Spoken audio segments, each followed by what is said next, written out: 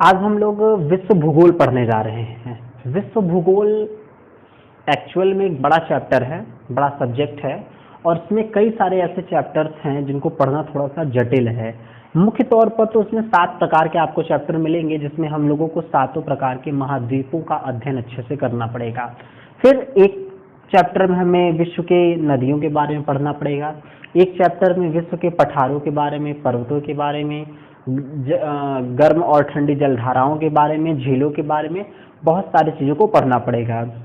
UPPC 13 जून को ध्यान में रखते हुए मैं इस चीज़ पर विशेष ध्यान दे रहा हूं कि विश्व भूगोल में जहां से प्रश्न मुख्यतः बनते हैं उन चैप्टर्स को जल्दी से समाप्त कर दें।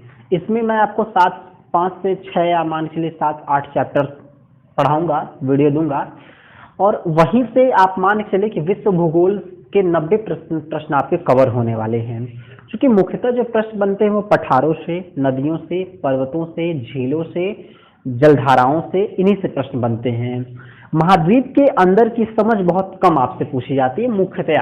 हालांकि टाइम अगर आपके पास जब रहता है तो आपको डिटेल में पढ़ने की आवश्यकता है और मैं पढ़ाऊंगा भी, लेकिन 5 से 6 वीडियोस मैं इसलिए अपलोड कर रहा हूं कि जो नॉर्मल चीजें हैं, जहां से प्रश्न बहुतायत मात्रा में रिपीट होते हैं, उनको हम आसानी से समझ सकें। ठीक है, पूरे पठार को पढ़ाने से पहले कुछ महाद्वीपों के बारे में आपको समझा दूं कि कौन कौन महाद्वीप कहाँ है। और हाँ, अगर आप विश्व भूगोल पढ़ रहे हो हमारे साथ या किसी के भी साथ, या फिर आप भारत भूगोल पढ़ रहे हो, तो एक चीज तो अनिवार्य है कि आपको मैप का ज्ञान बहुत अच्छा होना चाहिए। आप इसके लिए एटलस की किताब का इस्तेमाल कर सकते हैं, घर में अपने मैप टांग के वहां से चीजों को समझ सकते हैं। मोटे तौर पर आपको बहुत अच्छे तरीके से मैप्स का नॉलेज होना चाहिए। चलिए समय न बर्बाद करते हैं, डायरेक्ट मुद्दे पे आते हैं। पहले इसे समझते हैं कि ये है एशिया महाद्वीप, ये एशिया है, ये ऑस्ट्रेलिया है, ये अफ्रीका है, ये देखिए यूरोप है, 4 इधर हो गए, ये उत्तरी अमेरिका है, ये दक्षिणी अमेरिका है और नीचे आपका अंटार्कटिका है। ये मुख्यतः 7 प्रकार के महाद्वीप हैं और इसमें किसी प्रकार का कोई पर्वत तो हैं छोटे छोटे, लेकिन पठार नहीं है। यहाँ पे हम आज पठारों का अध्ययन करेंगे और इन्हीं 6 महाद्वीपों से प्रश्न को खोजने की कोशिश करेंगे। और जितने प्रकार के पठार मैं यहाँ पे आपको बताया हूँ, आप ये मान के चलिए कि इन्हीं से पठार आपसे बनने वाले हैं, इनसे बाहर से प्रश्न आपसे पठारों से नहीं पूछे जाएंगे। तो चीजों को स्टार्ट करते हैं। सबसे पहले हम स्टार्ट करते हैं उत्तरी अमेरिका से। ठीक है, उत्तरी अमेरिका से बात करें तो यहाँ से 49 डिग्री एक रेखा है, अक्षांश रेखा, जो कनाडा और उत्तरी अमेरिका, माफ कीजिएगा अमेरिका, उत्तरी महाद्वीप में एक 49 डिग्री रेखा, मैं इसे 49 लिख देता हूँ, 49 डिग्री अक्षांश रेखा है।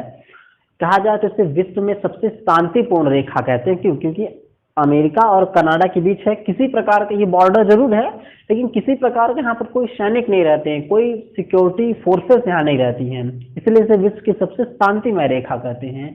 ये कनाडा और अमेरिका को अलग करती है। अब यहीं से हम स्टार्ट करते हैं चीजों को पढ़ना। चलिए समझते हैं। सबसे पहले बात करते हैं कनाडा की। यहाँ पे कनाडा है, समझेगा। जब कनाडा की बात करते हैं तो कनाडा में ये जो आपको नजर आ रहा है पठार, ठीक है, इसे कहते हैं लॉरेंसिया का पठार। मैं लिख देता हूँ लॉरेंसिया का पठार। अगर दिक्कत हो रही होगी देखने में, क्योंकि छोटा लिख रहा हूँ, जगह नहीं है, तो आप सुनकर चीजों को नोट डाउन कर सकते हैं। यहाँ पे देखिए लॉरेंसिया का पठार कहाँ स्थित है? कनाडा में स्थित है। ठीक है, आते हैं अमेरिका के बारे में। ये अमेरिका है, अमेरिका को समझिए। अमेरिका में मुख्यतः कितने प्रकार के पठार हैं? देखिए ऊपर एक जो पठार आपको नजर आ रहा है ना, इसे हम कहते हैं कोलंबिया का पठार। क्या कहते हैं? कोलंबिया का पठार। ध्यान से देखिएगा, ऊपर वाले पठार को कहेंगे कोलंबिया का पठार। ठीक है, कोलंबिया नदी यहीं से निकलती है। इसके बाद यहाँ पे जो आपको नजर आ रहा है ये वाला पठार, इसे कहते हैं ग्रेट बेसिन का पठार। क्या कहते हैं? ग्रेट बेसिन का पठार। बात समझ में आई? ऊपर कोलंबिया, नीचे ग्रेट बेसिन का पठार। ये जो पठार नजर आ रहा है इसे कहते हैं कोलोराडो का पठार। क्या कहते हैं? कोलोराडो का पठार। कोलोराडो नदी यहीं से निकल के चली जाती है। ठीक है, बाजा प्रायद्वीप के पास। तो ध्यान देना है, कोलंबिया का पठार, ग्रेट बेसिन का पठार, कोलोराडो का पठार। इसके बाद यहाँ पे एक पठार है जिसे हम कहते हैं पीटमंड का पठार। पीटमंड का पठार, ठीक है, पीटमंड का पठार। फिर ये पठार नजर आ रहा है आपको यहाँ पर, ये जो पठार है ना ये वाला, इसे कहते हैं ओजार्क का पठार। क्या कहते हैं? इसे कहते हैं ओजार्क का पठार। चीजें क्लियर हो रही हैं आपको? आप देख रहे होंगे कि मुख्यतः 5 ऐसे पठार हैं जो अमेरिका देश में पड़ रहे हैं। ठीक है, कौन कौन है? कोलंबिया का पठार, ग्रेट बेसिन का पठार, कोलोराडो का पठार, यहाँ पे मैंने बताया पीटमंड का पठार, और ये ओजार्क का पठार। तो आप नोट डाउन कर लेंगे कि अमेरिका में कितने पठार हैं। मुख्य तौर पर 5 पठार है, Columbia, great basin, Colorado, Piedmont, Ozark. चीजें क्लियर हो रही हैं? लॉरेंसिया का पठार गांव प्रायद्वीप में कहाँ पे? कनाडा में है। अच्छा, एक पठार यहाँ पर और आपको नजर आ रहा है, ये मैक्सिको का पठार मैक्सिको में है, और ये जो मैक्सिको में है इसे कहते हैं चियापास का पठार। ध्यान रखेंगे, चियापास का पठार, ठीक ना? इसे क्या कहते हैं? इसे कहते हैं चियापास का पठार। चीजें क्लियर हो रही है आपको? इसे क्या कहेंगे? चियापास का पठार। तो कनाडा में लॉरेंसिया, अमेरिका में देखिए Columbia, great basin, Colorado, Piedmont, Ozark, और मैक्सिको में चियापास का पठार। मेरे साथ पढ़ने का एक फायदा ये मैं आपको बताऊं कि चीजों को मैं आपको यहीं पे याद कराते हुए चलता हूं कि कौन सी चीजें कहां पर हैं, चाहे वो मैथ के थ्रू हो या फिर इतिहास में हो या फिर जिस विषय में भी हो। तो ये इतने उत्तरी अमेरिका के पठारों को आप समझ चुके होंगे। आते हैं दक्षिणी अमेरिका के पठार के बारे में। देखिए, ये ब्राजील का पठार है जो ब्राजील में स्थित है। तो यहाँ पे ब्राजील देश कौन सा है? ब्राजील। ब्राजील में कौन सा पठार है? तो ये ब्राजील का पठार। पहले तो ब्राजील का पठार होगा, ठीक है। ये बहुत महत्वपूर्ण पठार है, ये भी ब्राजील में ही है। इसे कहते हैं मांटो ग्रासो का पठार। मांटो ग्रासो का पठार। बातें समझ में आ रही ना? ये कौन सा पठार है? मांटो ग्रासो का पठार। कहाँ स्थित है? ब्राजील में। ये कौन सा पठार है? ब्राजील का पठार। कहाँ स्थित है? ब्राजील में। इसके बाद आते हैं, ये है देखिए बोलिविया का पठार। यहाँ पर बोलिविया का पठार, और किस देश में है? तो ये बोलिविया में ही है। बात समझ में आ रही ना? क्या है? बोलिविया का पठार। ये देखिए बोलिविया का पठार, ये बोलिविया देश में ही है। ये जो मैंने हरे रंग से दर्शाया है ना, ये एंडीज पर्वतमाला को मैंने यहाँ पर दर्शाया है, और इसके पूर्व में और इसके पश्चिम में 2 मरुस्थल भी पाए जाते हैं और 2 पठार भी पाए जाते हैं। इन्हीं को आज हम पढ़ेंगे। मरुस्थल वाले सब्जेक्ट में भी इन्हें पढ़ेंगे चैप्टर में, और पठार वाले चैप्टर में भी इन्हें हमें पढ़ना है। देखिए, ये एंडीज है।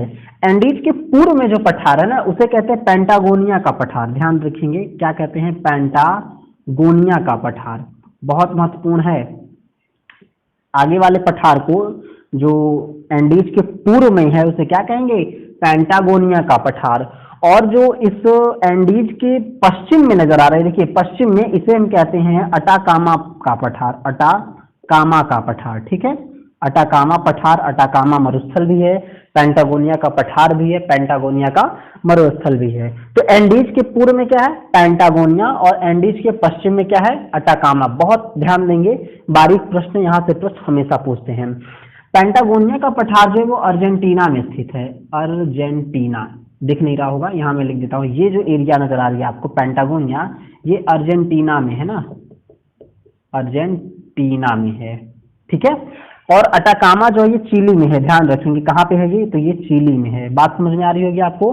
ये बोलिविया में, ये ब्राजील में, मांटो ग्रासो ब्राजील में, बोलिविया में। अच्छा, पेंटागोनिया अर्जेंटीना में, और चिली में अटाकामा पठार या अटाकामा मरुस्थल है। तो यहाँ से उत्तरी अमेरिका और दक्षिणी अमेरिका, इन दोनों के बारे में हम लोगों ने अच्छे से समझ लिया है।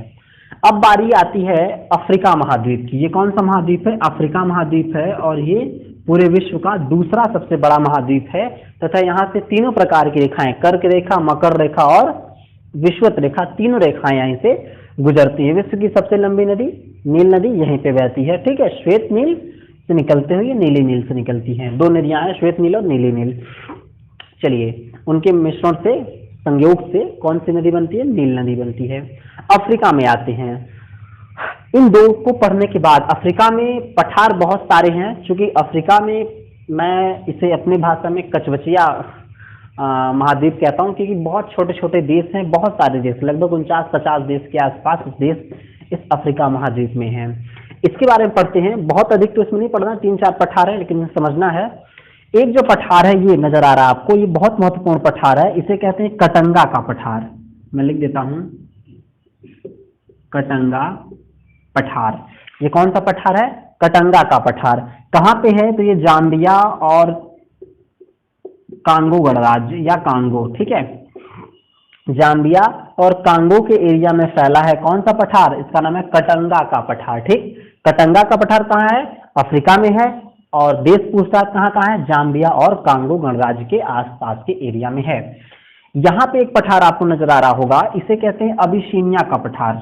ठीक है, ये जो पठार है इसे क्या कहते हैं, अफ्रीका में बता देता हूँ, समझ चुके होंगे आप। इस पठार कहते हैं अबिसीनिया का पठार, लिख देता हूं मैं, अबिसीनिया का पठार। ठीक ना, अबिसीनिया का पठार जो है ये हार्न ऑफ अफ्रीका, ये देखिए सींग की तरह निकला हुआ जो एरिया है अफ्रीका में, जो सींग की तरफ लग रहा है ना, ये जो सींग की तरफ निकला हुआ एरिया है इसे कहते हैं horn of Africa. Horn of Africa में ही कौन सा पठार है, तो अबिसीनिया का पठार है। और कहीं कहीं इससे कभी कभी प्रश्न में पूछ देता है देश में, तो मैक्सिमम में जो ये फैला हुआ है ये इथियोपिया में फैला हुआ है। ये पठार कहाँ फैला है, तो इथियोपिया में। समझ रहे होंगे आप लोग, चीजों को आप साथ में नोट डाउन करते चले जाएंगे। अबिसीनिया का पठार कहाँ है, इथियोपिया में। ठीक है, ये एक पठार नजर आ रहा है आपको, इसे कहते हैं तासली का पठार। क्या नाम है इसका, इसका नाम है तासली का पठार। और ये कहाँ स्थित है, तो अल्जीरिया में स्थित है। ध्यान देंगे, अफ्रीका को फिर से मैं समझाता हूं आपको। कटंगा का पठार कहाँ है, जाम्बिया और कांगो में। अबिसीनिया का पठार कहाँ है, हार्न ऑफ अफ्रीका में या फिर इथियोपिया में। तासली का पठार कहाँ स्थित है, अल्जीरिया में या फिर अफ्रीका में। दो प्रश्न दो प्रकार के, महाद्वीप वाइज आता है तो बहुत आसान है करना, और देश वाइज आता है तब भी चीजों को हम समझ सकते हैं। तो तासली कहाँ है, अल्जीरिया में। इथियोपिया में कौन है, अबिसीनिया है। और कटंगा पठार कहाँ है, जाम्बिया और कांगो में है। तो मैं उम्मीद कर रहा हूँ कि इतनी चीजें तो आपको आसानी से समझ में आ गई होंगी और याद भी हो गई होंगी। आप इसे नोट डाउन कर लीजिएगा, जगह थोड़ी सी कम है, व्हाइट बोर्ड मेरा थोड़ा छोटा है, खैर आने वाले समय में हम ग्रोथ करेंगे। ये जो पठार है इसे कहते हैं अरब का पठार। तो ये बहुत ध्यान देंगे, अरब प्रायद्वीप विश्व का सबसे बड़ा प्रायद्वीप है और यहीं पे स्थित कौन सा है, अरब का पठार भी स्थित है। तो ये बहुत नॉर्मल सा प्रश्न है, अरब का पठार कहाँ है, अरब प्रायद्वीप में स्थित है या फिर एशिया में स्थित है। ये देखिए यहाँ पे, ये देखिए पुर्तगाल है, ये स्पेन है। स्पेन में जो एक पठार है उसका नाम है मेसेटा का पठार, ध्यान देंगे। और एशिया में मुख्य तौर पर यही एक एशिया कह रहा हूँ, यूरोप में मेसेटा का ही पठार है मुख्य तौर पर सबसे अच्छा पठार, सबसे बड़ा पठार है। तो मेसेटा का पठार कहाँ है, स्पेन में है। ठीक है, मुख्य पठार एशिया का एशिया कह रहा हूँ बार बार, यूरोप का कौन है, मेसेटा है। ये अरब हो गया। देखिए तुर्की है ना, ये तुर्की का एरिया है, और तुर्की में जो पठार है उसे हम कहते हैं अनातोलिया का पठार। कहाँ लिखूं, जगह कम है, यहाँ लिखता हूँ अनातोलिया का पठार। ठीक है, ध्यान रखेंगे, अनातोलिया का पठार कहाँ स्थित है, तो टर्की में स्थित है, तुर्की में। तुर्की में कौन सा पठार स्थित है, अनातोलिया का पठार। चीजें क्लियर है। चलिए आते हैं तिब्बत के एरिया में। तिब्बत के एरिया में जो पठार है उसका नाम है तिब्बत का पठार। ये चाइना में है या फिर तिब्बत, दो में से एक प्रश्न बनेगा, चाइना, तिब्बत, एशिया। तो कहाँ होगा, तीनों में है। तिब्बत में कहता तभी भी तिब्बत का पठार, चाइना में कहता तभी भी तिब्बत का पठार, और एशिया में कहेगा तभी भी ये तिब्बत का पठार। कहाँ, एशिया में है ये तिब्बत का पठार। लिखने की आवश्यकता नहीं होगी। चाइना में पठार है, इसका नाम है यूनान का पठार, यूनान। ठीक है, यूनान का पठार कहाँ है, थोड़ा सा गलत मैंने लिख दिया, यूनान का पठार इसका नाम है। यूनान का पठार कहाँ है, तो ये चाइना में स्थित है। बात समझ में आ रही है ना, चाइना में कौन सा पठार है, यूनान का पठार है। आते हैं ऑस्ट्रेलिया में। ठीक है, ये पामीर के पठार को छोड़ता हूँ, थोड़ा सा अच्छा कंसेप्ट इसके बारे में बताऊंगा, चीजें यहाँ पे अच्छी आप समझ सकते हैं, इसलिए सबको खत्म कर ले तब आते हैं। ठीक है, अब ऑस्ट्रेलिया में आते हैं। ऑस्ट्रेलिया में देखिए दो प्रकार के दो पठार हैं जो मुख्य रूप से हैं। एक यहाँ जो पठार है ना, इसका नाम है किम्बरले का पठार। क्या नाम है इसका, इसका नाम है किम्बरले का पठार। ठीक है, ये जो पठार है इसका क्या नाम है, किम्बरले का पठार। ये वाला पठार क्या नाम है, किम्बरले का पठार, याद रखेंगे। दूसरा जो पठार है इसका नाम है अर्नाहम लैंड, अर्नाहम लैंड का पठार। ठीक है, दो पठार ऑस्ट्रेलिया महाद्वीप में है, एक का नाम क्या है, किम्बरले का पठार, दूसरे का नाम क्या है, अर्नाहम लैंड का पठार। ये चीजें आसान है। किम्बरले का पठार ऑस्ट्रेलिया में, अर्नाहम लैंड का पठार भी ऑस्ट्रेलिया में। तो यहाँ पे आप नजर आ चुकी होगी आपको चीजें कि आप मुख्य तौर पर पूरे पठारों को समझ चुके हैं जहां से प्रश्न मैक्सिमम बनते हैं। यूपी पीसीएस वाले बहुत विशेष ध्यान देंगे।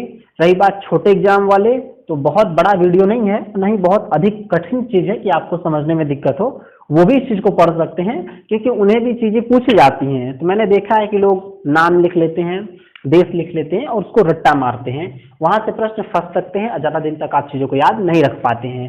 इसीलिए मैथ से पढ़ें, आसान होंगी चीजें। अब बात करते हैं ये जो देखिए पठार है, इसे कहते हैं पामीर का पठार, और विश्व की छत इसे कहते हैं। क्यों? क्योंकि सबसे ऊंचा पठार है।